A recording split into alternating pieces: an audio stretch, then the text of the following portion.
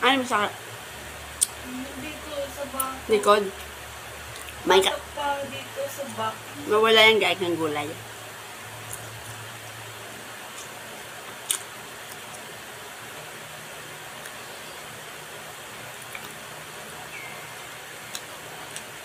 Alam niyo mga kaibigan,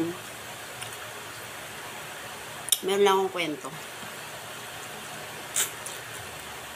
Tandaan nyo, mga babae, ang lalaki, inuutangan kayo. Boyfriend pa lang nyo, inuutangan na kayo. Walang kwentong boyfriend niya, walang kwentong tao yan. Manluloko yan. Ang lalaki, hindi nangungutang sa girlfriend. Minsan may drama-drama sila, kaya so ganito, ganun-ganun eh. Isang drama para mapansin mo. Ay, ako. Never. Wag. Dinadramahan lang kayo niyan. Ang lalaki is good provider dapat. Hindi siya yung pinapakain ng girlfriend. Pag lumalabas kayo, nagdedikis. Kung nagbabayad, na babae. Naku. Pupunta sa inyo. Nangihingi ng kape. Papaluto ng noodles. Tapos hihiga-higa. Naku.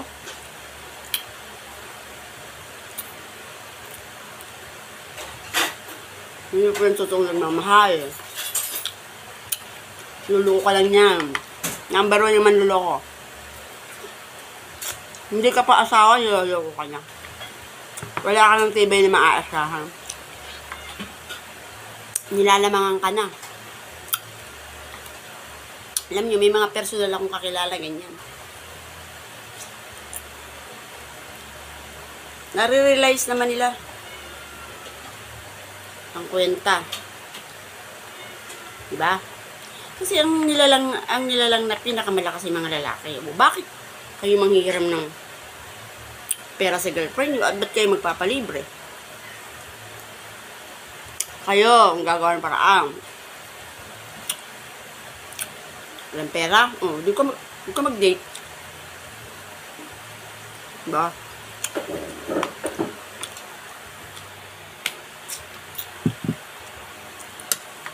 Kain ka na kunta. Pwede kainin yung shell mo. Oo, pwede. Ano kasi yun, hipong maliliit. Pero hindi ako masyadong kumain kasi may purine yung malakas ang purine. Kunti lang. Yan ang hipong sinumpa. Pero masarap yan. Kausawan, gusto mo. Dalawang kutsara ako. Ito, gusto mo sausawan na? Ang mga kabataan, hindi ko kain naman ganito. Kasi inabutan ko to nung panahon ng lola ko, mga nanay ko. Sa bundok kami nakatiran. Ito pinakain namin kaysa niya. Bayabas inuulam. Itong kamuting talbos ng kamote na labog eh. Dapat ito isang kulo lang. Binabalian ko po sila. Kasi mahirap na. Sa palengke ko yung binili. Pati bayabas ko binalian ko. Baka mamaya makakatayo ng virus, salmonella bacteria or parasite. Kasi po, yan na yun. Kung saan nilalapag sa palengke. Hindi ko naman po yun ani sa sariling bakuran.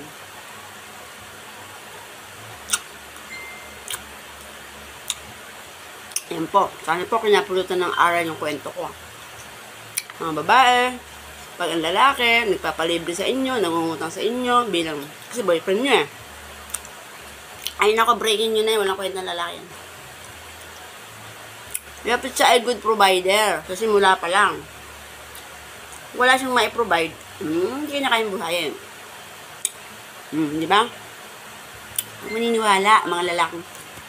Madrama, kailangan kasi may sakit ang nanay ko, may ganyan eh. Tapos, alam na may trabaho ka, may pera ka.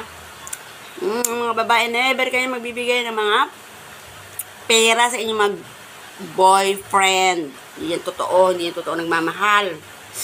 Nangungutang sa girlfriend. Ay, sus! Wag. Ay, mga lalaki, kayo magbigay ng mga babae.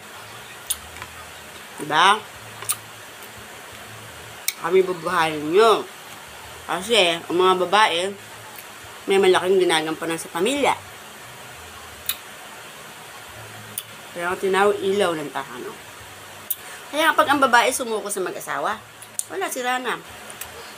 Sumuko na sa sobrang konsumisyon. Pero pag ang lalaki sumuko sa pamilya, medyo buo pa yan. Kasi yung mga anak niya andun yung mga anak, nalilimliman ng nanay. Hindi nagkakahiwa-hiwalay. Yung tatay lang ang umalis, naningal ang pugad.